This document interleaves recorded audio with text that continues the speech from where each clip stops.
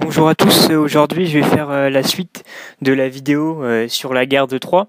Mais avant de commencer, je voudrais préciser juste deux petites choses. Donc tout d'abord, la guerre de Troie est une guerre longue, ça je l'ai déjà dit. Elle a duré 10 ans. Et l'Iliade, qui raconte la guerre de Troie, ne raconte en fait que la fin de la guerre de Troie. Et dans l'Iliade, Homère ne parle que des 2 dernières semaines ou du dernier mois, ou enfin vraiment les tout derniers instants de la guerre de Troie. Et les Grecs sont déjà bien implantés sur le sol. Ils ont déjà eu beaucoup de mal à essayer de prendre la forteresse de Troie. Et ils ont un camp dans la campagne aux alentours de la cité de Troie, aux alentours pas très loin quoi. Et ils sont campés là. Donc c'est comme ça que commence l'Iliade et non pas avec le récit que j'ai pu vous faire dans la première vidéo, qui lui n'est pas un récit dans l'Iliade, mais le récit de la guerre de Troie en elle-même, et écrit par d'autres auteurs qui l'ont écrit avant ou après l'Iliade, enfin peu importe, puisque la guerre de Troie a été écrite, réécrite et encore réécrite à plusieurs reprises. Donc il est facile de s'en mêler un peu les pinceaux sur quelle est la version originale, quelle version a été modifiée, est-ce que les événements sont vrais ou faux. De toute manière, comme c'est un mythe, il n'y a pas de vérité générale. Et puis voilà. Donc c'est un peu tout ce que je voulais vous dire comme correction ou comme rajout un peu par rapport à la première vidéo. Donc je vais commencer tout de suite la deuxième vidéo. Donc dans la première vidéo, on s'était arrêté au départ des Achéens avec la mort d'Iphigénie, enfin mort. Agamemnon avait sacrifié Iphigénie, mais au dernier moment, Artémis l'avait recueillie et l'avait prise sous son aile pour l'élever. Donc elle n'était pas vraiment morte. Et ils étaient sur la route de Troie. Donc ils sont arrivés à Troie. Comme je l'ai dit, l'Iliade commence un peu après. Et je vais sauter un peu toutes les 9 ans, 10 ans qui ont précédé la fin de la guerre de Troie, et je vais attaquer directement sur la partie un peu plus importante, qui est la fin de la guerre de Troie, avec la mort d'Achille, d'Hector, de Patrocle et de bon nombre de Troyens ainsi que d'autres guerriers achéens. Donc comme je le disais, les Achéens étaient campés sur la campagne, dans la campagne de Troie, hein. Et ils avaient décidé d'aller piller un peu les villages aux alentours de la cité de Troie, hein, comme ce qui se faisait beaucoup à l'époque, hein, pour avoir de la nourriture, des biens, pour pouvoir survivre, hein, notamment, et aussi pour pouvoir prendre des filles, des femmes, parce qu'ils n'avaient pas amené leurs compagnes dans ce périple, bien entendu. Et il se trouve que Agamemnon, le chef ou pseudo-chef, comme on veut, de la campagne guerrière contre Troie, avait capturé une servante ou la fille d'un servant, un prêtre d'Apollon.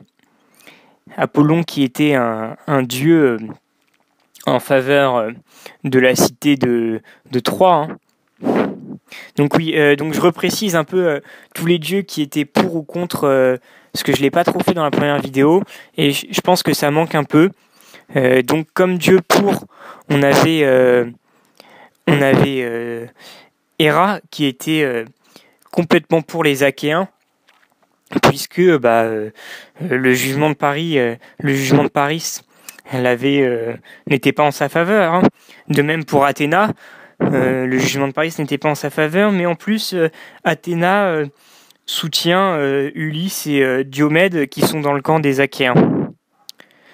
Donc Zeus, lui, il est entre les deux, il est complètement impartial. Poséidon, il est aussi du côté des Achéens, parce que dans une histoire un peu antérieure, Laomédon, le père de Priam, n'avait pas rempli son contrat et il avait refusé de payer Apollon et Poséidon. Mais Apollon n'en tint pas rigueur pour cet affront qu'il lui avait fait, puisqu'en fait Apollon et Poséidon avaient bâti des remparts imprenables pour la cité de Troie. Et Poséidon est complètement rancunier à cet égard, et il ne va favoriser qu'un seul Troyen, qui est Énée. On pense, ou en tout cas on dit que c'est parce qu'il n'est pas le fils de Priam, et donc il ne descend pas de Laomédon. Donc Apollon, lui, comme je viens de le dire, il ne tient pas rigueur aux Troyens pour cet affront de Laomédon. Et il va être le protecteur d'Hector et il va l'aider à de nombreuses reprises. Aphrodite, donc la gagnante du concours de la pomme d'or,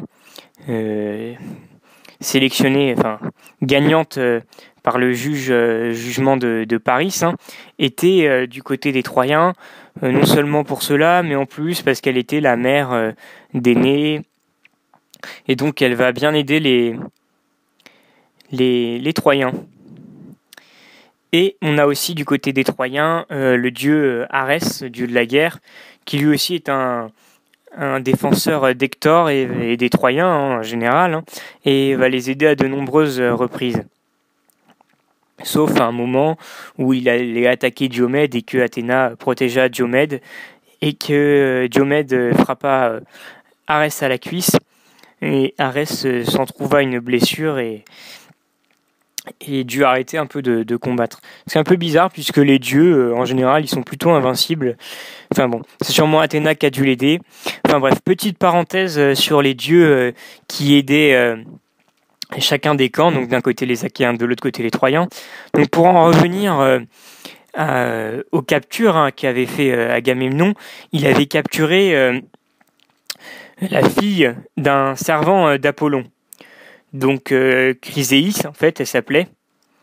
Ça veut juste dire, Chryséis, c'est un nom comme ça, un peu aléatoire. Ça veut juste dire fille de Chrysès, qui était une ville, et son père, il s'appelait Chrysé, ça voulait dire homme de Chrysé. Enfin, c'est des noms un peu donnés comme ça, mais ils sont importants quand même dans l'histoire, puisque Agamemnon avait capturé, comme je le disais, Chryséis, et il ne voulait pas la rendre. Donc c'est un affront envers Apollon quand même, puisqu'il avait capturé une servante, un prêtre d'Apollon, enfin la fille du moins d'un prêtre. Et Apollon, offensé de cet affront, frappa le camp des Achéens d'une peste, enfin d'une épidémie de peste. Enfin bref, comme il était le dieu des maladies, des arts et entre autres, voilà, c'est de la médecine, des arts, musique, et le devin qui était avec les Achéens, le devin Calchas, dit que la seule manière que Apollon calme sa fureur contre les Achéens était de rendre la fille que Agamemnon avait capturée. Donc Agamemnon bien sûr refusa, ce qui engendra un conflit entre Achille et Agamemnon, et au final Achille dut céder la femme que lui avait capturée à Agamemnon, et pour qu'Agamemnon puisse rendre la Chryséis à son père. Et ça, Achille, ça ne le plaît pas trop. Il dit, bon, très bien, puisque c'est comme ça, moi, j'arrête les combats, stop, c'est fini, et on va voir si vous arrivez à vous débrouiller sans moi. Et il essaya même de convaincre les dieux de faire perdre les Achéens pour prouver que Achille était indispensable à cette guerre. Et effectivement, les Achéens accumulaient un peu les défaites tour à tour face à Hector. Hector, le grand héros troyen, la force défendue par Arès et Apollon. Hector qui manqua de tuer Nestor et Diomède, donc des Achéens. Et Patrocle, il se dit, on peut pas laisser ça comme ça, va falloir faire quelque chose. Et il s'est dit, bon, je vais prendre l'armure d'Achille, comme ça, les Achéens vont croire que je suis Achille, et ça va leur redonner un peu de baume au cœur, ça va les raviver, et ils vont pouvoir recombattre à nouveau. Et c'est ce qui a marché, sauf que Patrocle s'est fait tuer par Hector, et ça, Achille, qui était le meilleur ami, Patrocle et Achille étaient vraiment des amis inséparables. La mort de Patrocle touche beaucoup Achille, et Achille s'en voulut énormément d'avoir perdu Patrocle. Et fou furieux, il décida de tuer tout le monde sur son passage, enfants, bergers, vraiment tout ce qu'il croisait, ce qui n'est pas vraiment digne d'un guerrier, mais ça, les Grecs ne lui ont pas tenu rigueur vis-à-vis de ça, puisqu'ils l'ont quand même considéré comme un héros très pieux, un très bon héros, quoi, si on peut dire, un valeureux guerrier qui défend une cause noble. Et cet affront qu'il a pu commettre en tuant des bergers, des innocents et tout, les Grecs ne lui en tiennent pas compte. Et dans cette folie, Achille tua même Hector, pourtant défendu par Apollon, mais Zeus dit à Apollon qu'il devait d'abandonner Hector. Donc Hector fut mort.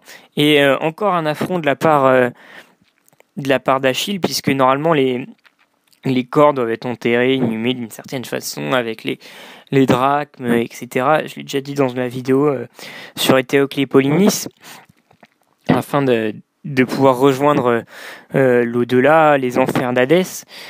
Et Achille traîna le cadavre devant la ville de Troie sur son char, le corps d'Hector, pendant 11 jours devant son père, qui était le père d'Hector, Priam, qui était complètement affolé par ce déshonneur. Et au bout d'un moment, Achille revient à la raison, céda